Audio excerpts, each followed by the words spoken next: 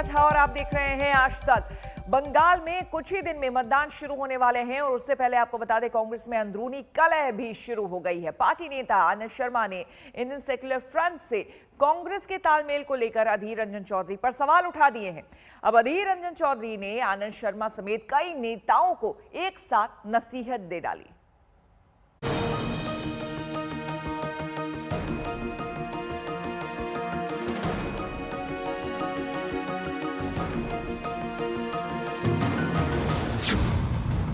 बंगाल चुनाव से पहले कांग्रेस में अंदरूनी लड़ाई।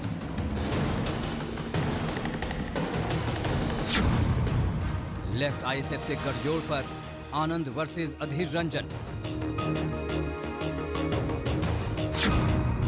मजबूत टीएमसी और दमदार बीजेपी से कैसे लड़ पाएगी कांग्रेस। बंगाल के सियासी समर में दुश्मन को पटखनी देने की लड़ाई तेज हो गई है, लेकिन कांग्रेस तो अपनी अंदरूनी कलह में उलझ गई है। आपसी विवाद के एक सिरे पर अधीर रंजन हैं, तो दूसरे सिरे पर आनंद शर्मा और गुलाम नबी आजाद जैसे नेता। अभी 2 दिन पहले ही कांग्रेस नेताओं ने लेफ्ट और बंगाल की नई पार्टी अब्बास सिद्दीकी की आईएसएफ के साथ मंच साझा किया था। यही तस्वीरें आनंद शर्मा को कांटे की तरह चुभ गई। पार्टी के अहम रणनीतिकारों में माने जाने वाले आनंद शर्मा ने बंगाल के पार्टी नेतृत्व और उनकी रणनीति पर ही सवाल उठा दिए। चुनावी तालमेल लेफ्ट तक तो ठीक था, क्योंकि पार्टी बंगाल में बीते वर्षों में भी लेफ्ट से दोस्ती निभा चुकी है। असल गुस्सा तो फुरफुरा शरीफ के अब्बास सिद्दीकी की पार्टी आईएसएफ से तालमेल को लेकर था।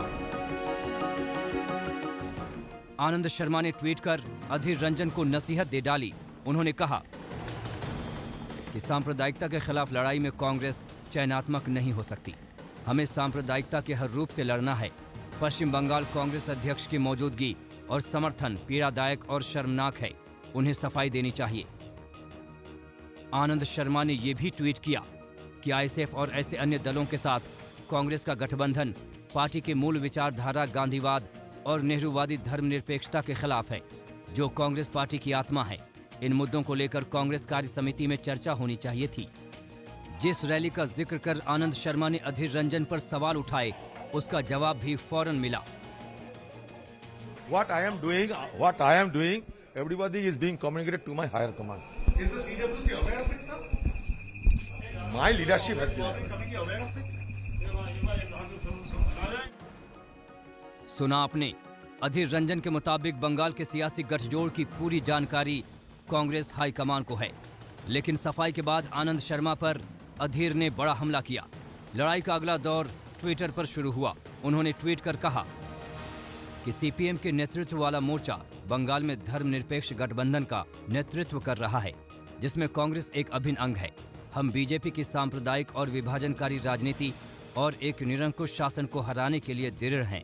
लेफ्ट मोर्चे को सांप्रदायिक कहने के पीछे आपका मकसद बीजेपी के एजेंडा का ध्रुवीकरण है।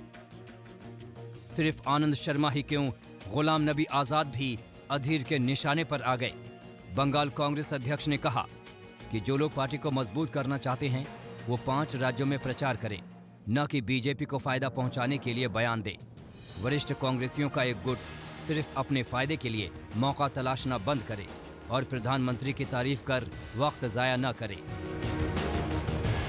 बंगाल में मतदान से ऐन पहले ऐसी कलह की उम्मीद कांग्रेस को नहीं रही होगी। पार्टी को इसका कितना खामियाजा भुगतना पड़ेगा, ये तो वक्त बताएगा, लेकिन बीजेपी के लिए कांग्रेस को घेरने का बड़ा मौका मिल गया है।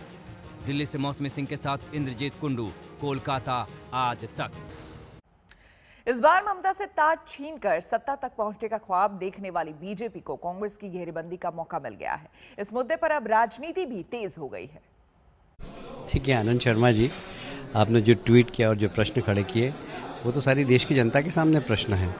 क्योंकि जो कांग्रेस केरल में जाती है तो सीपीएम के खिलाफ बयानबाजी करती है, सीपीएम के खिलाफ चुनाव लड़ती है। वही नेता जो केरल में सीपीएम को गाली देकर आता है, वो बंगाल आता है तो सीपीएम के नेताओं के साथ गले में हाथ डालता है और सीपीएम की प्रशंसा करता है।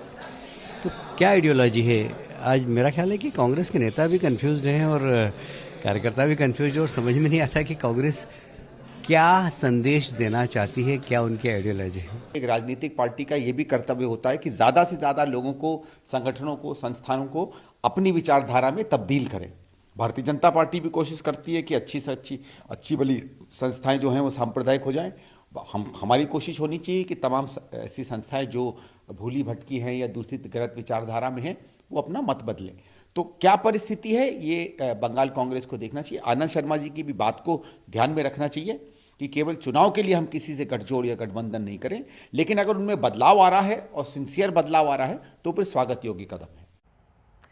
पश्चिम बंगाल के उत्तरी 24 परगना में 85 साल की बुजुर्ग महिला पर हमले को लेकर सियासत थमने का नाम नहीं ले रही है। बीती रात बीजेपी नेता शुभेंदु अधिकारी और पार्टी सांसद अर्जुन सिंह पीड़ित महिला से मिलने पहुंचे और हालचाल जाना, परिवार के अन्य सदस्यों से भी मुलाकात की। अर्जुन सिंह ने आरोप लगाया कि बंगाल में कानून का राज बिल्कुल खत्म हो गया है और अब यहां जंगल राज है। बंगाल में लॉ एंड ऑर्डर सिचुएशन एकदम खराब है और इलेक्शन कमीशन को और सख्ती अपनाना होगा, तभी ये संभव है, अदरवाइज संभव नहीं। पश्चिम बंगाल में पहले कांग्रेस ने 20 साल शासन किया, फिर लेफ्ट ने बंगाल की सत्ता 35 साल अपने हाथ रखी। अब ममता बनर्जी 10 साल से सत्ता में है। मतलब ये कि पश्चिम बंगाल में सत्ता हर 5 साल पर आसानी से नहीं बदल जाती। पश्चिम बंगाल में सत्ता तभी हाथ से जाती है जब जनता पूरी तरह बदलाव का मन बना ले। तो क्या इस बार बंगाल में बदलाव महिलाओं के वोटों से आएगा?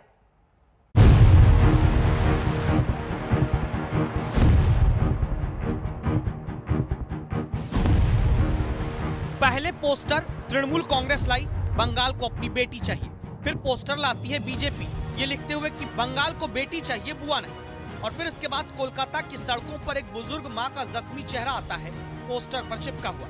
इसमें क्या लिखा है, पहले संवाददाता पौलमी साहा आपको बताती है। इन्हीं की बांग्लार में नॉय, यानी क्या ये बंगाल की बेटी नहीं है? भाजपा ने पूरे शहर में, कलकत्ता शहर में ये सारे पोस्टर्स बिखेर दिए हैं शोभा मजुमदार की तस्वीरों के साथ। शोभा मजुमदार एक 85 साल की बूढ़ी महिला है जिनके बेटे भाजपा के कार्यकर्ता है गोपाल मजुमदार। अब दोनों का इल्जाम है कि शनिवार की रात को तृणमूल कार्यकर्ताओं ने उनके घर में घुसकर उनसे बदसलूकी की, उनसे मारपीट भी की, एक बूढ़ी महिला को मारा। पुलिस इस मामले की जांच कर रही है। तो क्या पश्चिम बंगाल में सत्ता दिलाने वाली महिला वोटर की ताकत को ध्यान में रखते हुए ही ये पोस्टर वार आगे बढ़ रही है? इस वजह को आप सरल शब्दों में आंकड़ों के साथ जाने उससे पहले देखिए, यह है उत्तरी दमदम में 85 साल की बुजुर्ग शोभा मजुमदार, जिनके घर पर बीजेपी के तमाम नेता पहुंचते हैं। आरोप है शोभा मजुमदार के बीजेपी कार्यकर्ता बेटे गोपाल पर कुछ लोगों ने हमला किया, जिसमें मां शोभा को भी नहीं छोड़ा गया। गोपाल ने टीएमसी कार्यकर्ताओं पर इस पिटाई का आरोप लगाया। কারা এসেছিল মাসিমা? ওই তৃণমূলের লোকেরা। কি এসে কি বলেছে? ওরা আমাকে মেরেছে, আমি কথা তো বলতে পারি না। আমাকে মেরেছে, আমার ছেলেকে মেরেছে, আমি তখন চিৎকার দিয়েছি আমার ছেলের গায়ে হাত দেবে না, তাও ওরা মেরেছে। अब दो तरह का मुद्दा पश्चिम बंगाल की राजनीति में चल रहा। एक तरफ बीजेपी थाने पर प्रदर्शन करती है, पोस्टर लगाती है, और दूसरी तरफ टीएमसी दावा करती है कि घरेलू झगड़े में बुजुर्ग शोभा को चोट लगी। हम ये मान सकते हैं कि ठीक है, फिर भी कार्यकर्ता के ऊपर हमला किए हो, लेकिन उसका माताजी को मारते हो। 80 साल की एक माताजी बूढ़ी एकदम, उसको कैसे बुरी तरह मारे हैं? ये कहाँ का संस्कृति है? संस्कृति करके ममता बनर्जी चिल्लाती है। क्या दल अब चला रही है? क्रिमिनल्स और रेपिस्ट और मर्डरर का दल है एक। खामाखा बीजेपी वालों को दिमागी खराब हो गया है। ये माँ बेटा भाइयों के झगड़ा है, ये अंदरूनी मामला है, घर के मामला है। इसमें पार्टी को घसीटना ये शोभा नहीं देता है। जो बीजेपी कर रहा है वो अपने पैर पे कुल्हाड़ी मार रहा है। जैसे बिना हवा चले पत्ता नहीं हिलता, ठीक उसी तरह राजनीति में नफा नुकसान देखे बिना मुद्दे नहीं छुए जाते।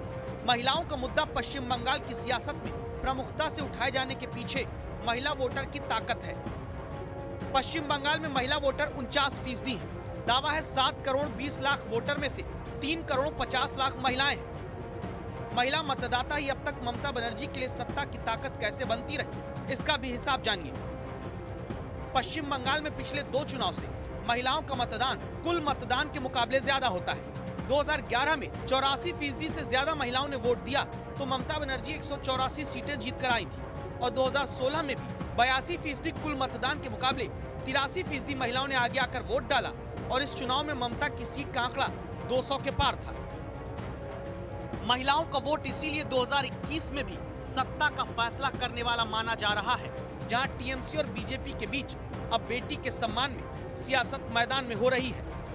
ये हमारा जो तस्वीर देख रहे हैं, ये बंगाल में हर घर का जो महिला लोग है, बहन है, माँ दुर्गा है, सब लोग प्रेजेंट कर रहा है। जो बंगाल में सिर्फ हम दीदी नहीं है, बंगाल में बंगाल का सब दुर्गा, घर घर में जो बंगाल का महिला लोग है, सब लोग दीदी के खिलाफ लड़ेंगे। बीजेपी का जो पोस्टर है, इससे गंदा और कुछ नहीं हो सकता है, क्योंकि वो पोस्टर में लिखा है वो पीसी को नहीं चाहते हैं, बंगाल की लड़की को चाहते हैं।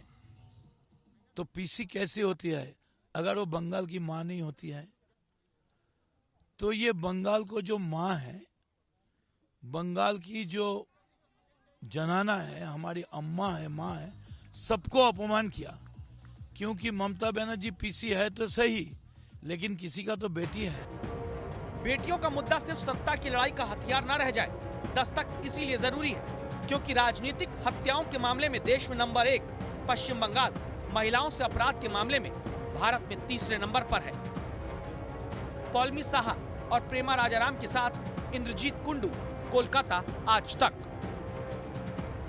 आसनसोल में बीती रात एक सड़क हादसे के बाद जबरदस्त हिंसा हुई। हादसे में एक युवक की मौत हो गई जबकि दूसरा युवक गंभीर रूप से जख्मी हो गया। इससे नाराज स्थानीय लोगों का गुस्सा फूट पड़ा। लोगों ने जमकर तोड़फोड़ की, कई बाइक तोड़ डाले। मौके पर पुलिस पहुंची तो वो भी भीड़ के गुस्से का शिकार हो गए। लोगों ने पुलिस की गाड़ी भी तोड़ डाली। काफी देर तक सड़क को लोगों ने जाम रखा।